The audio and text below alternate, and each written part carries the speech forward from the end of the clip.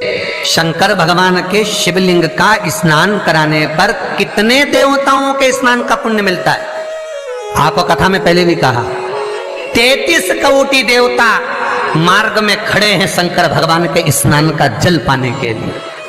शंकर का जो शिवलिंग होता है, भगवान शंकर का जो शिवलिंग कटी भाग, उस पे जो शिवलिंग रखा है, शिवलिंग जहां रखा हुआ है, ये कटी, ये तो पार्वती जी का हस्तकमल है, पर शिवलिंग का जो गोल भाग है शिवलिंग, उसका जो नीचे का भाग है, सबसे नीचे का भाग है, वो ब्रह्मा जी का प्रतीक है। ब्रह्मा शिवलिंग के मध्य का जो भाग है वो भगवान विष्णु का प्रतीक है, और शिवलिंग के जो ऊपर का भाग है वो भगवान शिव का प्रतीक है। ब्रह्मा विष्णु महेश एक ही बिंदु में, एक ही शिवलिंग में विराट, एक ही में। महाराज पीपल के वृक्ष में आहूतों का वास हो जाता है, इसलिए दोपहर में पीपल के वृक्ष में परिक्रमा नहीं होती। शाम को शंकर जी का वासा हो जाता है, इसलिए शिव जी की परिक्रमा शाम को नहीं होती, क्योंकि शंकर की परिक्रमा नहीं लगती है।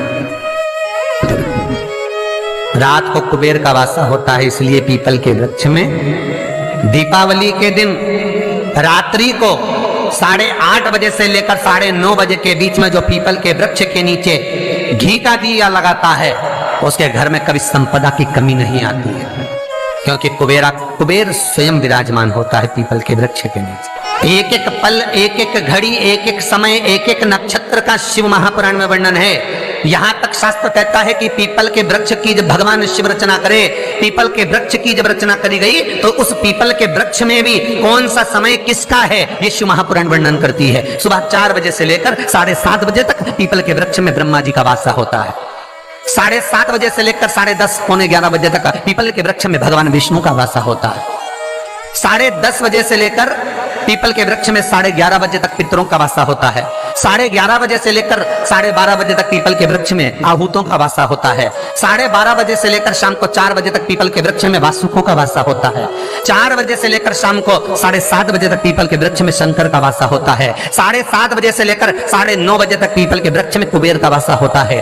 9:30 बजे से लेकर फिर कुबेर के वृक्ष में अन्य देवों का वासा चालू हो जाता है। इसलिए हमारा हिंदू धर्म कहता है, हमारे शास्त्र कहते हैं कि पीपल के वृक्ष को जब पूजा जाता है, पीपल के वृक्ष की जब पूजन करी जाती है, तो सुबह 10:30, 11, ज्यादा से ज्यादा 11:30, ज्यादा से ज्यादा 12, उसके पहले पीपल के वृक्ष की पूजन कर लेना चाहिए। क्यों? क्योंकि 11:30 बजे से लेकर 12:30 बजे तक पीपल के वृक्ष में पितरों का वासा रहता है, आहूतों का वासा रहता है, फिर वासुकों का वासा आता है। पितृ किसको कहते हैं? महाराज जो पूरी उम्र लेकर चले गए और उनके भीतर अभिलाषाएं बहुत थी, मैं ये भी करना चाहता हूं, मैं ये भी करना चाहता हूं, वो पितृ हो जाते हैं। आहूत किसको कहते हैं? जिस माता के गर्भ में बच्चा जन्म ले और मर जाए, या 6 महीने का गर्भ धारण करने के बाद अवर्षण हो जाए, जीव पड़ने के बाद 6 महीने के बाद अगर बच्चा गर्भ में भी शांत हो जाता है, कुंवारी अवस्था में शांत हो जाता है, जिसका विवाह नहीं हुआ, ऐसा बच्चा जब शांत हो जाता है, अधोगति में कोई मर जाता है, सुसाइड कर एक्सीडेंट में किसी भी रूप में मर जाता है, तो वो आहूत कहलाता है।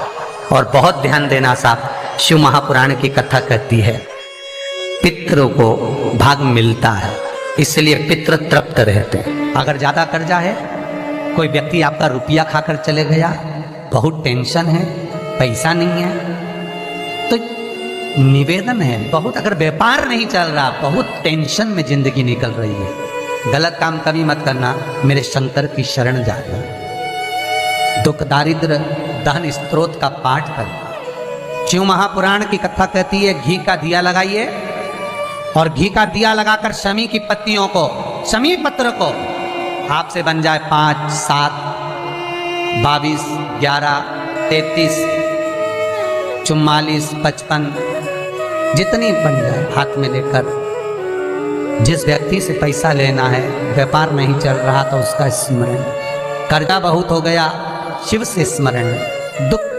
दारिद्र दहन स्त्रोत का पाठ, एक अंतरा, एक लाइन।